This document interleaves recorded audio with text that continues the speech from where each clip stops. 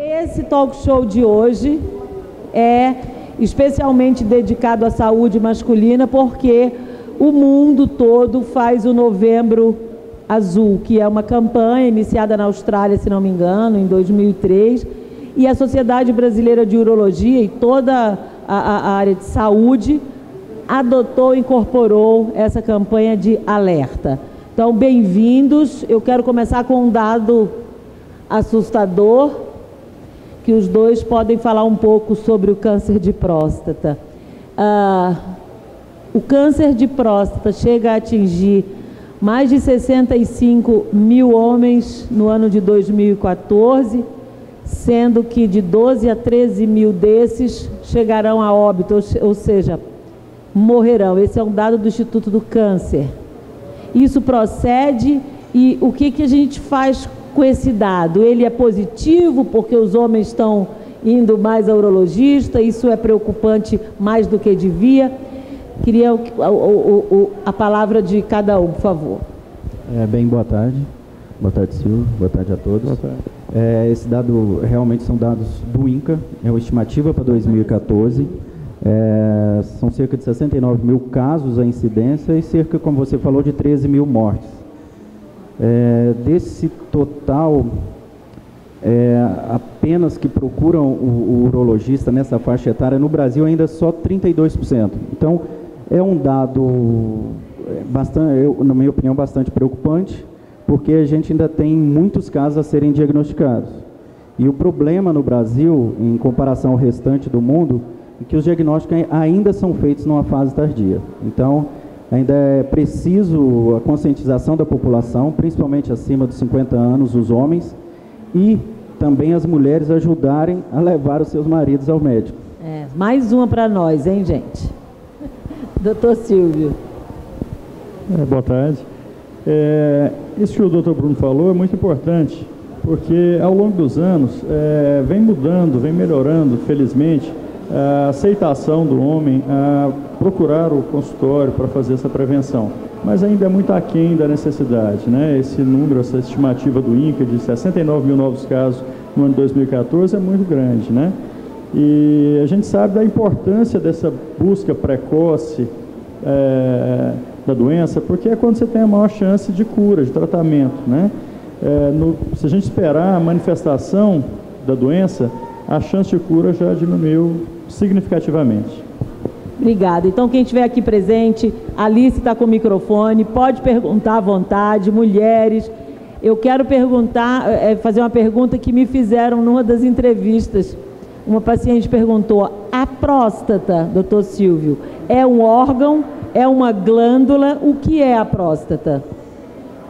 Mônica, a próstata é uma glândula que faz parte do aparelho reprodutor masculino. Ela tem em torno de 20 gramas, ela fica logo abaixo da bexiga, semelhante a uma castanha, mais ou menos, sabe? A principal função dela, junto com a vesícula seminal, é a formação do sêmen, do esperma no homem. Mas ela é uma glândula que só o homem tem. Aliás, homens presentes, alguém aqui já fez o exame? Fez. E fala para os seus amigos, tira esse mito, porque o homem tem preconceito, né? Muito preconceito. Como é seu nome? Antônio. Diga, Antônio. A gente fica meio cismado devido aos comentários, mas isso aí é uma barreira que a gente tem que quebrar, né? Quando se trata de saúde. Claro. Eu comecei agora completei 50 anos e comecei agora a fazer os exames. Já fiz os exames, está tudo legal comigo. Um exemplo, hein? Um exemplo. E você, então, estimula o homem a ir fazer. É muito bom, é muito bom. Depois que acontece, né? Ficar correndo atrás do hospital para tentar curar uma coisa que foi negligência da gente, fica mais difícil. Se você quiser fazer qualquer pergunta relativa à saúde masculina, fique à vontade. A respeito de andar de bicicleta, eu ouvi dizer que quando a gente vai fazer o exame de próstata, eles pedem para a gente não andar de bicicleta um dia ou 2 dias antes. Boa. Andar de bicicleta faz mal à próstata? Não faz mal para a próstata, não. A questão é justamente essa que você relatou. Assim, quando você vai fazer o exame de próstata, dosagem de PSA, principalmente, se você tiver andado de bicicleta, né, ou a cavalo, alguma coisa que tiver feito massagem prostática, pode falsear, pode elevar de uma forma não correta o PSA. Então, o ideal é que você não tenha feito esse tipo de atividade alguns dias antes de dosar o sangue, né, do PSA. Mas não há nenhuma evidência científica relacionando andar de bicicleta ou andar a cavalo com o desenvolvimento do câncer de próstata. Isso aí não há nenhuma relação quanto a isso. Um atleta, por exemplo, de bike, não quer dizer que vai desenvolver. É até o contrário. Quem é atleta, quem tem menos gordura corporal, quem faz atividade física, diminui a chance de desenvolver câncer de próstata. É o contrário. As perguntas estão abertas, mulheres, homens, o assunto é saúde masculina, especialmente o câncer de próstata. Em que idade normalmente, doutor Bruno, o câncer, quando aparece, qual é a idade normalmente do homem? Acima dos 50 anos é que você tem uma incidência maior do câncer de próstata. Em linhas gerais, acima de 50 anos, o paciente deve procurar o urologista para fazer tanto o toque retal quanto o PSA. É importante fazer essas duas coisas. Não fazer só um, que a maioria dos homens hoje em dia tem substituído o toque retal só pelo PSA. É importante que se faça os dois exames. Por que disso? Quando você faz só o toque, você deixa de diagnosticar 20% dos cânceres. Olha! Quando você faz o PSA, é mais ou menos isso. Quando você faz os dois exames, você diagnostica mais de 95% dos cânceres. Então é importante que os dois estejam associados. Quando você cai em algum grupo de risco maior de desenvolver câncer de próstata, se você tem parentes abaixo de 55 anos na família com câncer de próstata, tem gerações sucessivas, você deve começar a fazer essa busca aos 40 anos. Porque o diagnóstico precoce, assim como em outras doenças, é fundamental. Como o Dr. Silvio salientou, quando você faz o diagnóstico do câncer de próstata e ele está em fase inicial, a chance de cura com qualquer modalidade de terapia curativa, seja radioterapia ou cirurgia, é em torno de 90% a 92%. Numa fase mais avançada, a taxa de cura já cai bastante. Doutor Silvio, já vou para você, quais são os sintomas, se é que existem sintomas do câncer de próstata?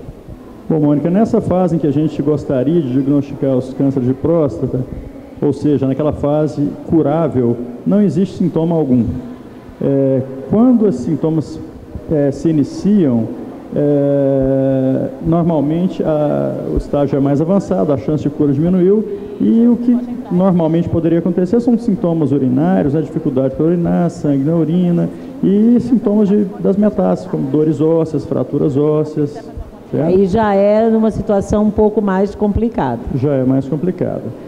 Voltando um pouquinho no que o Dr. Bruno disse, assim, com relação aos fatores de risco, né, a questão da idade, isso é muito importante, porque assim, a gente sabe que 65% dos cânceres de próstata vão acontecer a partir dos 65 anos de idade, então a maioria está nessa faixa. Mas os pacientes mais jovens, né, de 50 a 65 anos, quando apresentam esse tumor, geralmente são mais agressivos, então é a fase mais importante em se fazer um diagnóstico precoce. Né? Às vezes as pessoas têm aquela ideia errada de que quando eu tiver 80 anos eu vou lá fazer meu exame de próstata. Não, essa não é a fase mais importante. Normalmente os tumores que surgem nessa fase são mais indolentes, eles não são tão agressivos, né? Então é importante diagnosticar aqueles pacientes mais jovens, aqueles que não estão sentindo nada e que estão na fase ativa da vida. Tem uma pergunta aqui, Alicinha. Alice, tem uma pergunta aqui. Espera aí que vai o microfone para você, tá? Aqui, Alice. Sabe-se Seu nome? Meu nome é Gláucia, sou estudante de nutrição, né? E também tenho uma grande incidência de CA em minha família há 36 anos. Pelos meus estudos, eu sei que a grande probabilidade de CA, em todos os casos, normalmente seria na faixa de 10% hereditariedade, onde 30% seria a parte de estilo de vida.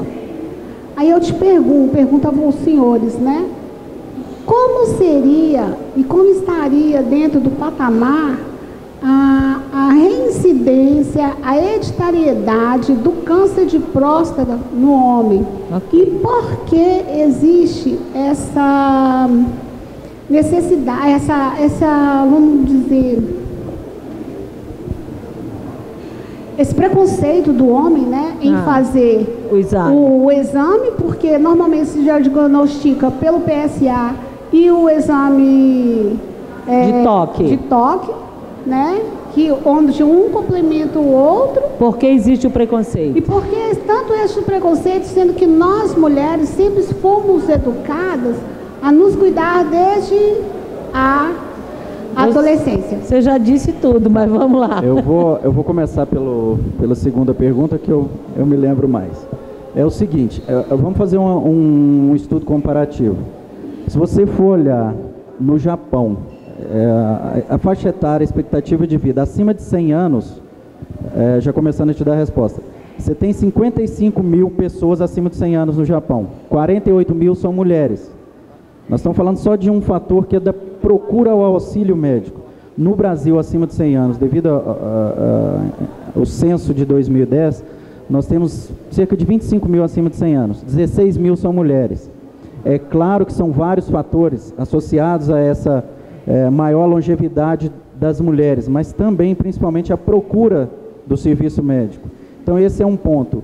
Eu acho que o homem não procura tanto. Isso é um problema social, um problema cultural. O homem, ele era a pessoa que tem que mostrar sempre poder, é o que dá estrutura à família, dá estrutura à casa, mas isso vem mudando. Então o homem começa a ficar mais consciente. Então eu acho que é por isso que ainda tem esse preconceito. Mas o preconceito também é a falta de informação. À medida que as pessoas têm informação, elas buscam mais. Então esse programa que a gente está fazendo aqui é super importante para isso, dar informação à população. Agora, a sua segunda pergunta, a questão da hereditariedade em câncer de próstata. Hereditariedade em câncer de próstata é responsável apenas por 5% dos casos.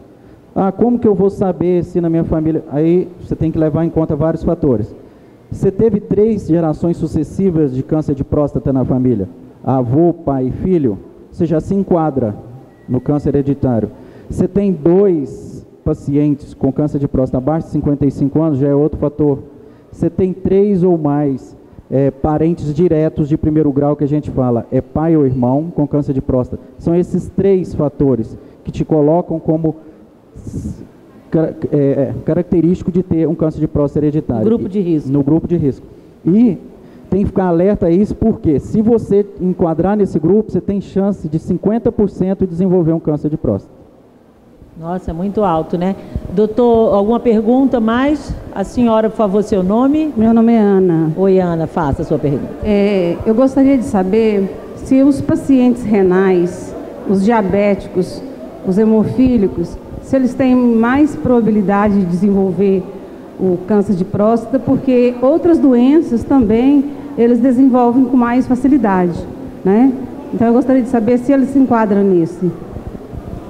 Não, os fatores de risco para o câncer de próstata já conhecidos são aumento da idade, como a gente havia falado, acima dos 60 anos, acima dos 50 a 60 anos. Se você tem casos na família, se você se enquadra no grupo de câncer hereditário, ou se você tem casos esporádicos na família, a sua chance também aumenta de ter câncer de próstata. Dieta rica em álcool também, gorduras saturadas também aumenta a chance. Se você é tabagista ou não, também aumenta a chance de câncer de próstata. Mas essas doenças que você citou isoladamente, ela não aumenta a chance de câncer de próstata, pelo menos em estudos científicos até o momento. Desculpa, eles podem ficar, devido à imunidade, mais sensíveis a adquirir uma patologia, né? Alguma patologia, infecções ou algum outro tipo de tumor. Sim. Mas câncer de próstata não tem relação ainda. Obrigada. Doutor Silvio, descoberto ou diagnosticado o câncer precocemente, qual é o tratamento? E não precocemente, ou seja, quando ele já está num estágio mais avançado, o tratamento muda? Qual é a conduta do urologista? Com certeza. A gente pode dividir isso em 2 grandes grupos, fazer uma segmentação. Os cânceres que são curáveis e os não curáveis. Então, detectado precocemente, provavelmente esse câncer vai estar na fase em que ele pode ser curado. E nesse caso ele teria 2 vertentes, que seria a cirurgia ou a radioterapia. Cada caso é um caso, a gente tem que analisar, né, para ver qual a melhor indicação para cada paciente. Já naqueles tumores diagnosticados numa fase avançada, já com metástases, provavelmente a gente não vai conseguir a cura. Então, a gente vai entrar com um tratamento mais paliativo. Não que não deva fazer nada, pelo contrário, tem que se tratar. Só não tem o objetivo de curar a doença, mas de controlar. Podemos fazer o tratamento hormonal, né? Tem outras alternativas. Existe a indicação, por exemplo, em alguma situação, cirurgia e radioterapia ou quimioterapia, ou só radioterapia sem cirurgia? Isso é caso a caso? É caso a caso. A gente pode sim ter que fazer a cirurgia e posteriormente fazer uma radioterapia, certo? O que não é muito adequado, mas que pode ser o contrário, fazer uma radioterapia e depois tentar a cirurgia. Seria muito difícil, né? Devido à aderência das estruturas ali, pós-radioterapia, a cirurgia se tornaria de maior risco. Por falar em radioterapia, eu queria que os dois comentassem os avanços da radioterapia no tratamento do câncer de próstata. Se ele é proporcional ou se ele é igual a outros tipos de câncer que tem a radioterapia bem avançada. Em relação à radioterapia, um bônus para os pacientes que já fazem esse rastreamento, que é o seguinte: a radioterapia convencional ou a radioterapia em 3D, você tem que fazer 35 sessões de radioterapia, sendo essas sessões diárias, então mais ou menos 7 semanas. Quando você faz um diagnóstico de um câncer de próstata, que a gente chama de baixo risco, que é um câncer de próstata bem inicial, você tem a chance de fazer o que a gente chama de braquiterapia. Ou você pode fazê-la de uma alta taxa de dose ou baixa taxa de dose. O que é isso? Você faz esse tratamento, que seria em 35 sessões, só em uma sessão, dia só. E uma das modalidades é você colocar algumas sementinhas radioativas na próstata. E a taxa de complicação também é muito menor. Então você tem o ganho de menor complicação com a mesma taxa de cura. E mais qualidade de vida. Com mais qualidade de vida. Hoje o urologista está muito associado, né, trabalha multidisciplinarmente. Um dos parceiros é a radiologia, né, doutor Silvio? Com certeza. Aliás, é a radioterapia, perdão. A radioterapia. E a oncologia, inicialmente, né? Então, a gente trabalha em conjunto, normalmente, o urologista recebe esses pacientes, dificilmente alguém vai ter uma procura espontânea ao oncologista para fazer esse tipo de avaliação.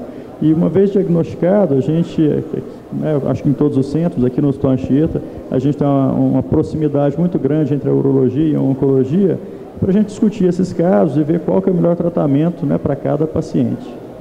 Alguma pergunta?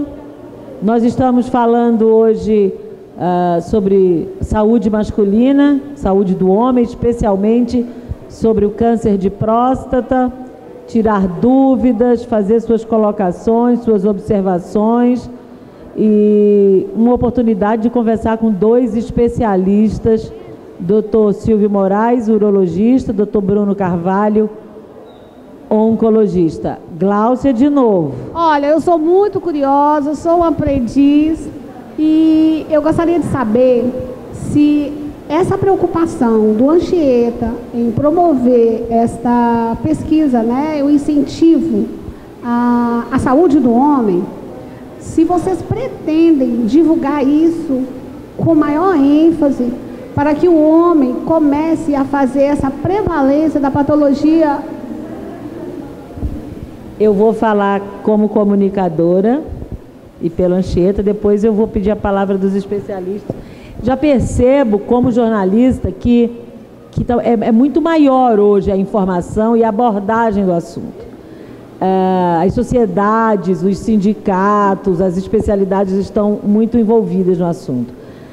O Hospital Anchieta, todo mês, traz um tema: saúde da mulher e criança, ortopedia, demência. Cada mês nós trouxemos um tema. E esse mês, claro, por ser o Novembro Azul, o assunto masculino, o assunto do câncer de próstata. E o nosso objetivo é disseminar fortemente. Se você olhar o site do Hospital Anchieta hoje, tem texto sobre o assunto, tem entrevista sobre o assunto. Esse talk show entra no ar nesse fim de semana, disseminando para o mundo inteiro, porque a internet é uma porta para o mundo. Então, em termos de comunicação, o Anchieta quer exatamente isso: levar informação de especialistas que poucas vezes a gente tem condição de estar batendo papo, para que todo mundo tenha acesso.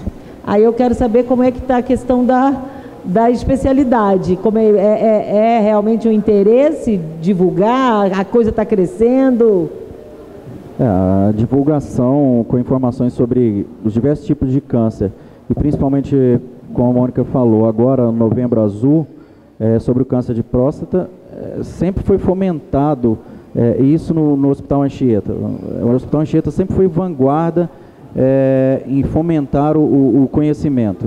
Isso, todos os profissionais que passam aqui já sabem disso, mas a intenção nossa aqui realmente é começar a disseminar essa informação para todos os homens, não só para os homens, mas principalmente para as mulheres.